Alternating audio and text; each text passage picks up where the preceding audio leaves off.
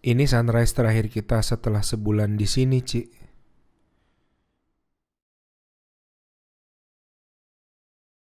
Kamu sudah siap pulang belum? Halo, Ci.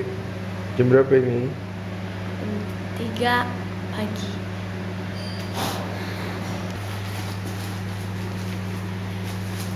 Hai. Hey.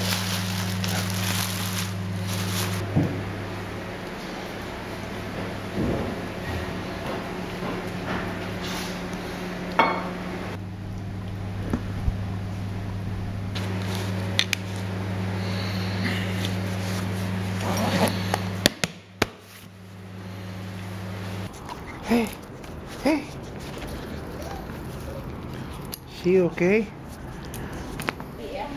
Yuk, gunting kuku lu gue bawa ya. Iya. Ke bawah.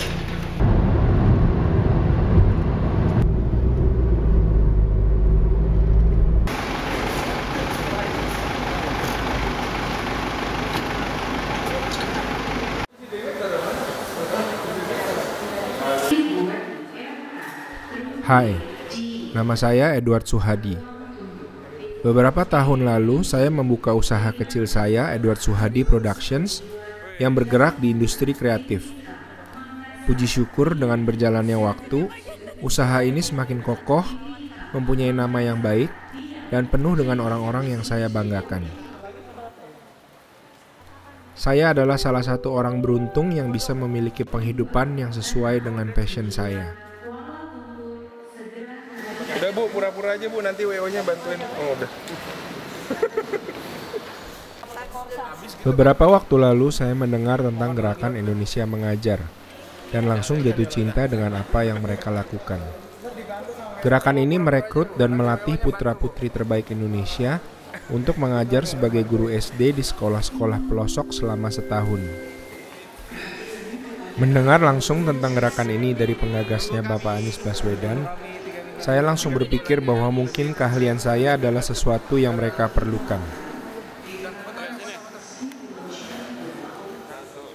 Pihak Indonesia Mengajar menyambut dengan baik gagasan saya, yaitu ketiga fotografer kami, Henry, Handri, dan saya sendiri, akan pergi ke 3 lokasi penempatan para pengajar muda dan membawa pulang gambar-gambar yang akan menceritakan tentang perubahan yang sedang terjadi di pelosok negeri. Henry akan pergi ke Pasir, Kalimantan Timur, Handri ke Tulang Bawang Barat di Lampung, dan saya beserta istri saya Fransi akan pergi ke Halmahera Selatan, Maluku Utara. Hari ini adalah hari keberangkatan kami. Di antara keraguan dan rasa takut, kami tetap memberanikan diri untuk terus melangkah ke gate keberangkatan masing-masing. Dan karena hanya tim kami yang beranggotakan 2 orang, maka hanya perjalanan saya dan Fransi yang didokumentasikan dengan video. Inilah kisah yang mengubah hidup saya.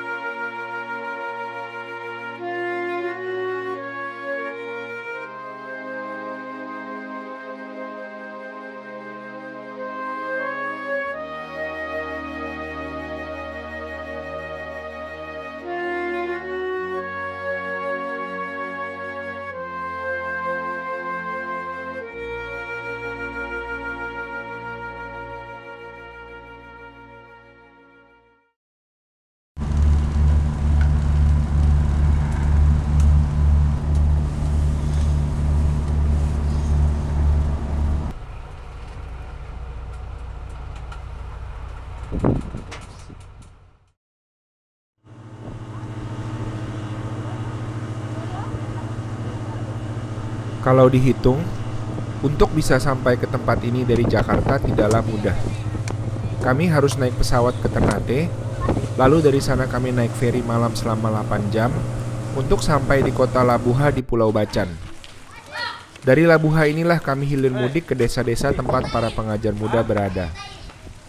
Nama desa pertama kami adalah Toro Subang, tempat bertugas pengajar muda Ajib. Ini rumah Dara, kalau rumah Lau yang situ. Pakcik. IPS, Deng. Sewaktu tiba, anak-anak masih terlihat malu. Mungkin baru pernah ada orang seputih saya datang ke pulau itu. Sambil melepas kangen dengan Ajib yang baru kembali, mereka mencuri-curi pandang memperhatikan saya dan Fransi. Ada tuyul di sini. Ya, nama asli itu Tahayul. Oh. Susah ya? Panggilannya tuyul. Tuyul aja ya. Saya mulai mendekati mereka dengan mengajak mereka mengucapkan nama saya dengan benar. Edward. Itu Edward. Edward. Bisa nggak maju mundur? Saya lalu mencoba mendapatkan kepercayaan mereka dengan mengajak mereka bermain beberapa trik ketangkasan yang saya tahu.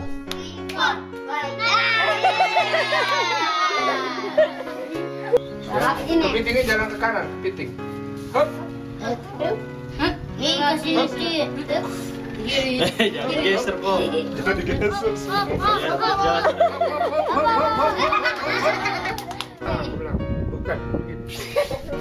Mungkin saat ini mereka masih terlihat hati-hati. Tapi ketika kami berpisah nanti, saya dan Fransi merasa paling dekat dengan anak-anak dari desa ini. Kami belum sempat melihat kegiatan belajar mengajar apapun. Namun sebuah perubahan sudah mulai terlihat sejak sore itu saya melihat Ajib mengajar kelas taekwondo. Maksud saya, taekwondo. Di ujung pelosok seperti ini. Banyak sekolah di ibu kota saja tidak punya kelas taekwondo. Di sini saya bisa lihat anak-anak pulau ini dengan tertib berbaris dan belajar dengan betul olahraga bela diri ini.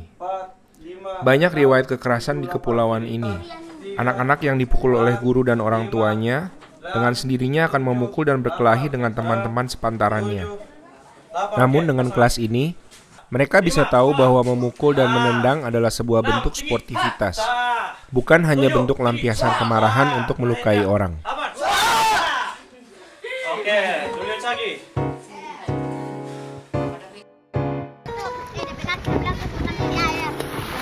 Siapa mau melompat? Sore itu juga adalah salah satu memori terbaik kami ketika bertamu di kepulauan ini. Saya dan Fransi batobo atau berenang bersama mungkin 20 anak-anak desa di air yang begitu sejuk dan jernih. Saya sudah lupa kapan terakhir kali saya merasa begitu bahagia seperti sore itu. Semua keletihan kami dalam perjalanan menuju kemari seperti sirna oleh suara tawa dan rasa air asin di mulut kami. Semua dadah, woi!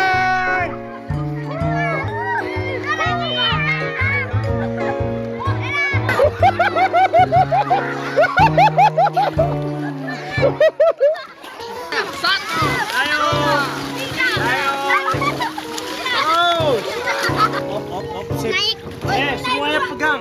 Tahan dari bawah ya. Tahan. Kasih jalan. Oke.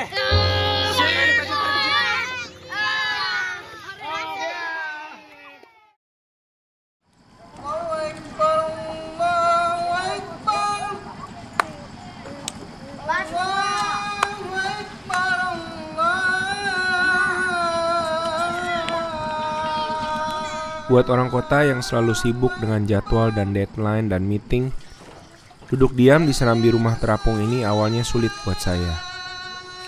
Namun perlahan ritme tubuh dan cara berpikir saya menjadi terbiasa dengan kehidupan di sini. Sepertinya banyak hal rumit menjadi sederhana. Teman-teman, sebelum kita belajar harus membaca doa. Doa dimulai. Ini juga salah satu hal yang saya kagumi. Di hari-hari ke depan, saya melihat semua pengajar muda melakukan hal yang sama, yaitu mereka mengadakan les atau latihan di luar jam sekolah. Amin. Kita harus belajar apa? Jujur. Jujur. Belajar apa? Jujur. Harus belajar jujur. Biar ngana lama terapa yang penting ngana itu harus jujur dulu. Dan hal yang sama saya lihat di setiap desa. Anak-anak di desa ini begitu bersemangat untuk belajar dan mengerjakan soal. Kali 1 sampai kali 5. Buka kertas kosong. Siap? Kali 1 sampai kali 5. Sekarang turun jadi 3 menit dari sekarang. Tidak ada yang memaksa mereka untuk datang atau mengisi daftar absen. Mereka bukan hanya senang, namun senang sekali untuk berkumpul dan belajar. Kelasnya harus lebih cepat. Tuh, Indo kelas 4 sudah kali 2 kok. Sedikit berbeda dengan apa yang biasanya kita lihat di anak-anak perkotaan. Ayo Anto, tambah dari atas. Nah, itu boleh. Saya rasa saya menyaksikan sesuatu yang istimewa di sini. Tentang pentingnya sosok yang berdiri di depan ruangan ini. Saya dengar sebelum Ajib datang, kelas sekolah itu hampir kosong. Guru yang ada jarang datang, dan anak-anak kesulitan menjumlah 3 tambah 4. Begitu banyak hal sudah berubah sekarang. Nah, siap ya? Soal pertama, yang bisa Pak Haji kasih nilai 10. Berapakah? 9 dikali 7. Angkat dulu tangannya baru jawab. Oke.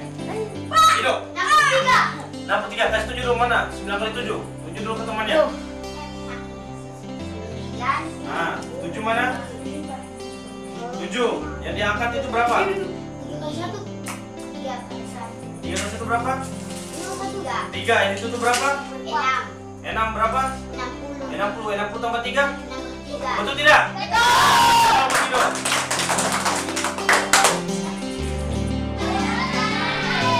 Bahkan setelah giliran mereka selesai, beberapa anak terus meminta saya dan Fransi memberikan mereka soal-soal. Bapak mau beli Supermie 8 bungkus ya? Saya. 1 bungkus 2.000. Sudah? Nah, Bapak bawa uang 50.000. Bapak bawa kembali uang berapa?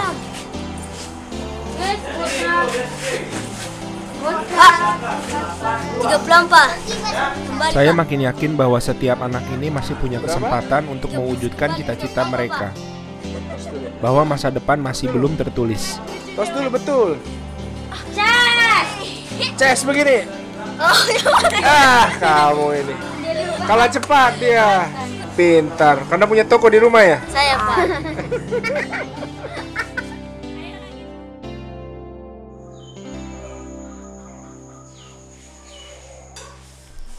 Hal berikut yang membuat saya sungguh tersentuh adalah bahwa ternyata anak-anak ini semua berkumpul setiap pagi di serambi rumah Pak Guru Ajib untuk berjalan bersama ke sekolah. Fit lagi tunggu Pak Haji kah?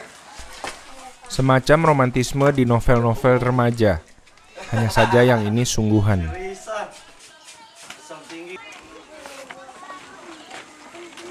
Ayo sudah berangkat. Ayo.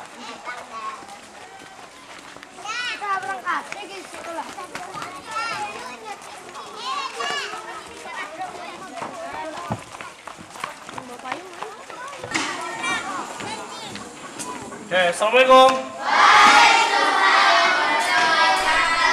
Saya juga melihat sebuah kompetisi yang sehat di sini. Rasa ingin bersaing dan menjadi yang terbaik disalurkan melalui medium yang sehat, yaitu di dalam ruangan kelas dan dengan soal-soal matematika. 8 perahu dayung di laut. Seperti contohnya di sini Fitri dan teman sekelasnya Hana. Keduanya adalah juara kelas yang selalu ingin mendahului satu sama lain. Entusiasme dan semangat yang saya lihat di kelas ini mengingatkan saya kepada iklan-iklan susu yang selalu menampilkan anak-anak mengangkat tangan mereka. Saya melihat di kelas ini, belajar bukan lagi jadi sebuah kewajiban. Sekolah bukan lagi jadi sebuah beban, dan guru bukan lagi jadi sosok yang ditakuti. Apalagi yang kamu suka dari Pak Haji? Saya suka Pak Haji karena Pak Haji baik, tidak pernah memukul kami. Terus apa lagi? Adakah? Saya suka sekolah. Kamu suka sekolah ya? Saya bisa menjadi dokter Jadi dokter ya? atau presiden. Kalau kamu jadi presiden, kamu mau bikin apa? Mana nih? Bikin pertolongan kepada masyarakat Indonesia. Misalnya di sini kamu mau bangun apa di sini? bangun rumah sakit. Banyak ke rumah sakit ya. Bangun listrik ya. Tempat pangkalan ojek. Pangkalan ojek. Supaya orang tidak sulit ya kemana-mana ya. Saya Pak. Dan bikin tempat rumah guru. Kalau ada guru pendatang kami dikasih tinggal ke rumah itu Pak. Kalau saya jadi presiden.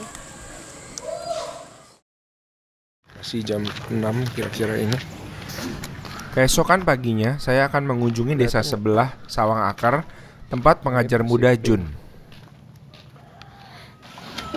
Jadi nanti kita ke Sawang Akar pakai perahu ini. Lihat betapa kecilnya. Namanya Armet. Arido, perahu kecil kok besar? Besar. Kita berdoa ya, dia tidak terbalik ya. Jadi kita, ini sudah tidak lucu ini. Karena tidak mau ribet, dari Jakarta semua peralatan kamera saya tidak dikemas dalam peti anti air khusus. Setiap bepergian dengan perahu kecil atau yang disebut katinting ini, tas kamera saya hanya dibungkus kantong plastik. Ini yang selalu mengkhawatirkan saya. Kami ke Jakarta dulu ya. Adi, Pak Haji, duduk sudah. Halo. Adi, Mau kemana ini? naik wahana ini. Oh. Kora-kora ya? Kora-kora. Adi. Ini nama olahraga pinggul. Bibir katinting ini hanya tinggal 4-5 cm saja dari permukaan laut. Selama perjalanan, saya terus berteriak-teriak seperti gadis kecil setiap perahu bergoyang karena rasanya seperti akan terbalik. Tapi di tengah pemandangan yang indah dan sejuknya angin menerpa wajah saya merasa begitu beruntung. Persis sebelum mesin katintingnya tiba-tiba mati. Jadi kita lagi di tengah ini. Tidak ada suara mesin. Coba kamu lihat.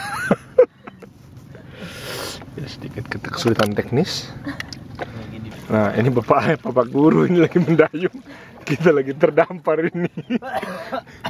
Ini bukan skenario, bukan rekayasa, ini betul-betul terjadi ini. Live on the scene.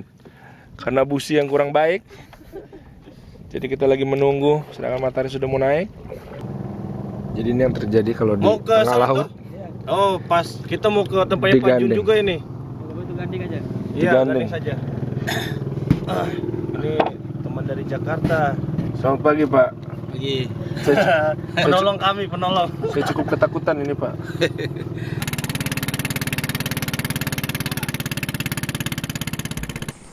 Ketika kami tiba, Jun sudah ada di dalam kelas dan sudah mulai mengajar. Pengurangan pecahan. Sekarang lari-larinya ke sini. Atau sudah mau kabur? Sudah. Sekarang setengah. Setiap desa memang berbeda-beda. Jika di tempat Ajib saya terkesan dengan serunya mereka menjawab soal matematika, di tempat Jun saya terkesan dengan seni tampilnya anak-anak dan bagaimana mereka begitu menghayati peran mereka masing-masing.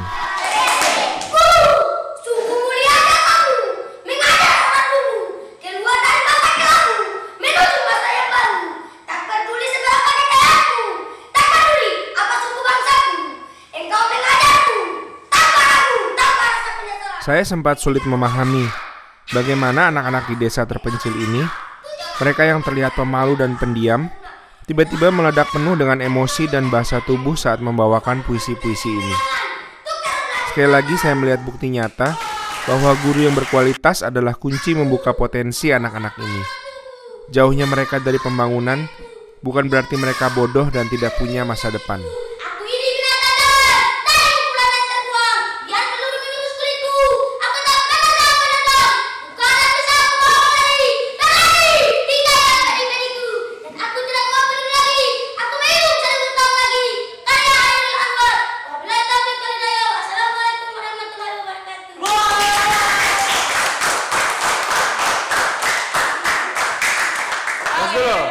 Wih, mantap betul Pak Jun.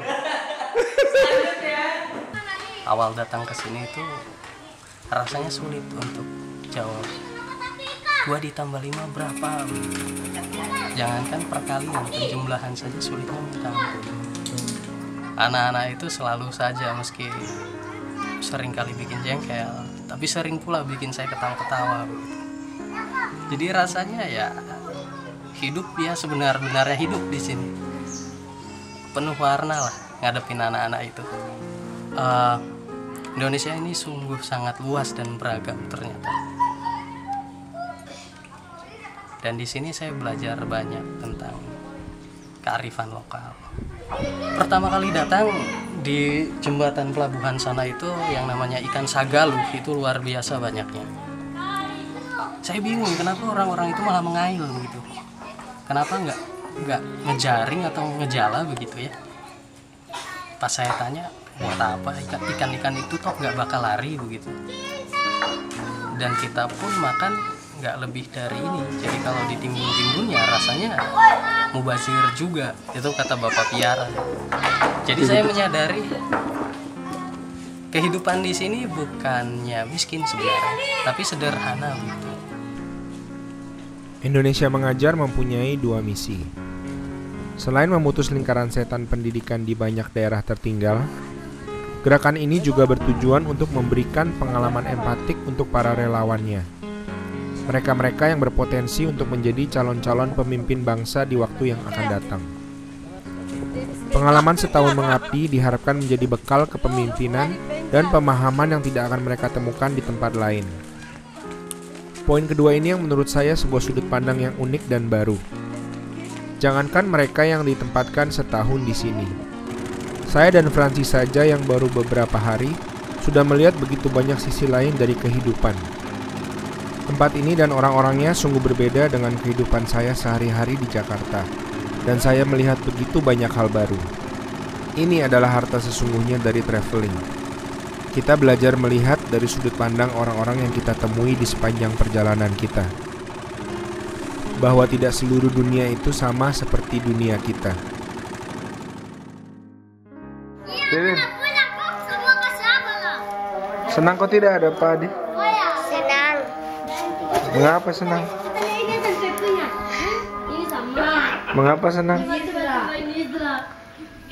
Senang kok tidak? Apa tidak senang? Senang. Karena Adikku baik. baik. Ayo Ju senang? Ada Pak Adi? Senang. Kalau Bapak itu galak. Bilang Pak Bayu yang galak. Galak. Pak Bayu galak ya?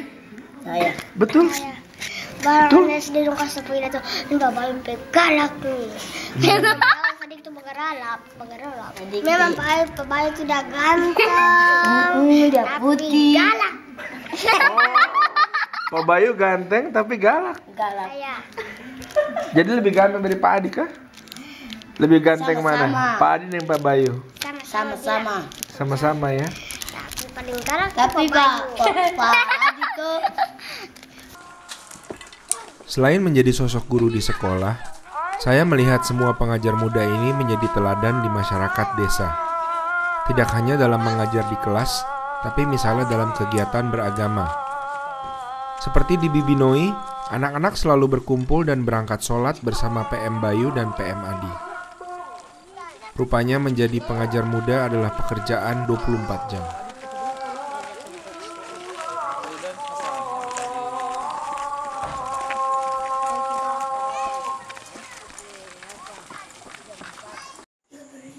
Berapa norma?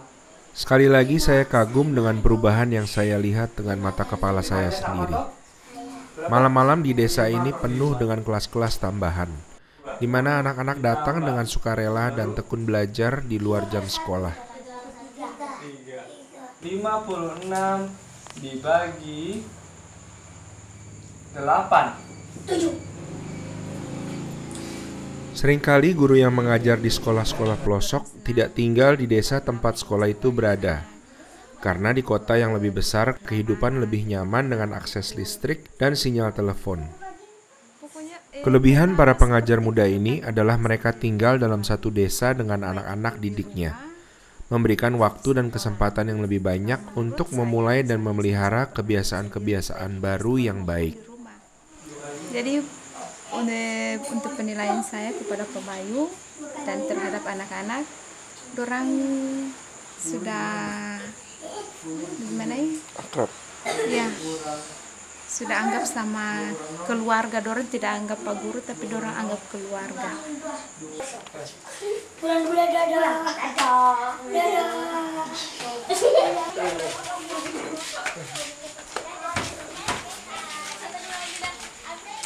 Gimana, Bay? Iya, emang anak-anak kalau malam selalu kesini, mereka sempetin diri kesini karena mungkin buat saya juga hiburan juga ketemu anak-anak lagi. Lo nggak berasa kehilangan waktu istirahat lo gitu?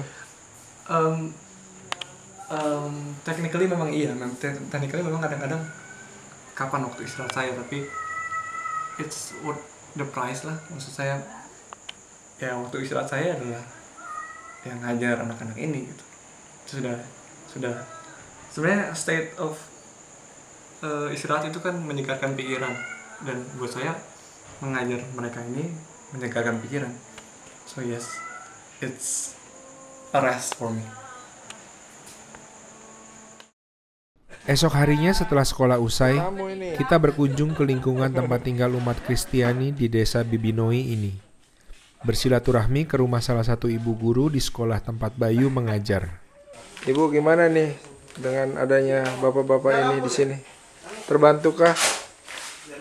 Oh, kehadiran dorang. Oh, cukup merubah anak-anak didik. Perubahannya besar sekali. Buktinya misalnya anak-anak kami di bagian sini kan, di kan teristimewa dorang di kelas 3.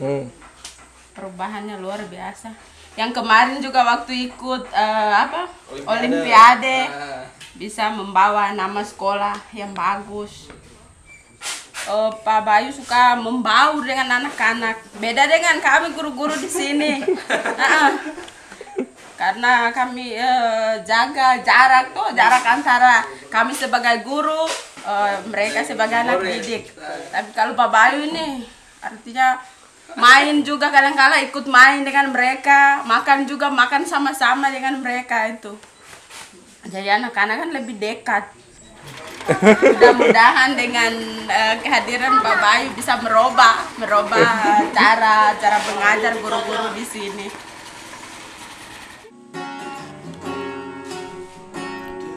Saat berkunjung ke gereja kecil di sebelah rumah, saya kaget mendengar sebuah nada yang tidak asing untuk saya. Rupanya ada seorang pemuda yang sedang memainkan sebuah lagu gereja yang sering saya nyanyikan. Ya, saya seorang Nasrani, dan mendengar lagu itu dimainkan jauh di dalam pelosok negeri seperti ini sungguh menggugah hati saya. Ada satu istilah yang sering diucapkan oleh teman-teman Indonesia mengajar, merajut tenun kebangsaan. Bagaimana kita sebagai individu-individu yang berbeda-beda suku dan agama bisa saling merajut keunikan kita, helai demi helai, menjadi sebuah tenun bangsa Indonesia. Di tempat ini, di tempat yang pernah terluka dalam oleh konflik, saya mengalami sendiri begitu banyak prasangka yang tidak terbukti. Bahwa walau warna kulit dan bentuk mata saya berbeda, saya selalu disambut dengan begitu hangatnya, rumah demi rumah, demi rumah, demi rumah. Bahwa rasa kebangsaan dan sikap saling menghargai jauh lebih memperkuat kita daripada cemoohan dan rasa dengki. Bahwa anak-anak kita akan tahu cara membenci bila mereka diajari untuk membenci, dan tahu cara mencintai bila mereka diajari untuk mencintai. Jadi di sini ada beberapa anak yang memang nggak biasa sekolah, yang nggak bisa salahin juga karena mereka ini kasarnya rata-rata sampai setahun yang lalu, 2 tahun yang lalu gurunya itu cuma 1 orang, 2 orang. Kadang-kadang nggak ada. Jadi mereka tuh biasa libur, Senin, Selasa, Rabu libur, Jumat masuk, Kamis masuk. Jadi anak-anak ini mentalitas sekolahnya memang belum kebangun. Mentalitas tepat waktu, sekolah itu susah banget cari. PR juga suatu hal yang sebenarnya agak baru buat mereka, les, PR. mereka nggak biasa ngadepin itu. Satu hal sih yang gue pikir bakal didapat semua orang yang mau bertahan 1 tahun di sini adalah kita akan lebih kenal Republik Indonesia itu apa sih, dan itu adalah modal yang berharga banget kalau kita mau jadi apapun nantinya, selama masih value yang sama. Artinya selama cita-cita kita adalah bukan untuk menghancurkan Indonesia, gue pikir 1 tahun di sini adalah modal yang sangat berharga untuk nanti kita mau jadi apapun setelahnya. Setahun tuh nggak lama, jadi ini bukan suatu hal, kalau bahasa Pak Anies, ini bukan pengorbanan, ini kehormatan. And indeed it is. Ini adalah kehormatan. Kangen rumah? Kangen rumah, kangen lah, pasti. Kangen rumah, kangen banget. Kangen rumah, apalagi rumah gue banyak. Orang tua di Pekanbaru, kangen Pekanbaru, kangen. Rumah di Bandung, kangen Bandung sebagai rumah tempat besar, kangen. Tapi ini jadi rumah kesekian. Satu saat pulang ke sini sebagai rumah, bukan sebagai tamu. Jadi, apa yang sudah saya lihat dalam waktu saya yang hampir sebulan di sini? Saya lihat bahwa Indonesia itu luas, indah, cantik, dan ramah. Saya lihat masih banyak orang-orang yang begitu peduli dengan bangsa ini. Saya lihat bahwa udara yang panas dan lembab tidak menguapkan semangat mereka yang rindu akan perubahan. Saya lihat bahwa masih ada pemudi yang berani sendirian menembus malam demi mengajarkan murid-muridnya membaca. Saya melihat bahwa perbedaan antara saudara sebangsa seharusnya sesuatu yang dirayakan dan dibanggakan. Saya lihat bahwa masih banyak orang-orang seperti saya yang bisa berbuat begitu banyak untuk tanah yang kita pijak ini. Saya lihat bahwa mencintai bangsa ini berarti berhenti mengeluh, menyingsingkan lengan baju, dan turun ke jalan. Saya lihat binar-binar mata yang kelak akan menjadi pemimpin negeri ini. Saya lihat anak-anak paling manis dan paling cerdas yang layak untuk menerima kesempatan yang lebih adil. Sudah cukup kita mendengar lagu lama tentang bangsa ini. Saatnya menulis lagu baru untuk Indonesia.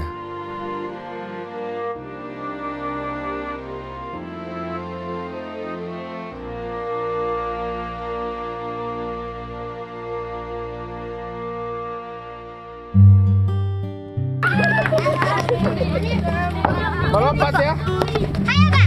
Siapa yang melompat? Saya, Pak. Saya, Pak. 1, 2, aduh. Mama. Mama aduh. 1, 3.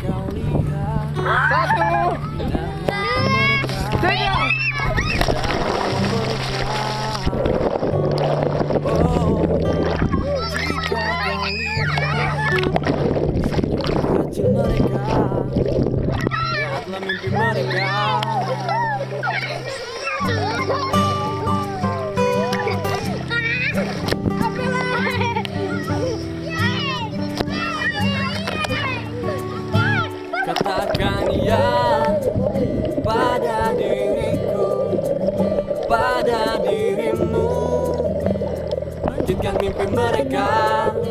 Katakan ya pada diriku, pada dirimu, lanjutkan mimpi mereka. Tunjukkan pada dunia mereka bisa, mereka bisa. Tunjukkan pada semua mereka bisa mengubah dunia dengan seni mereka.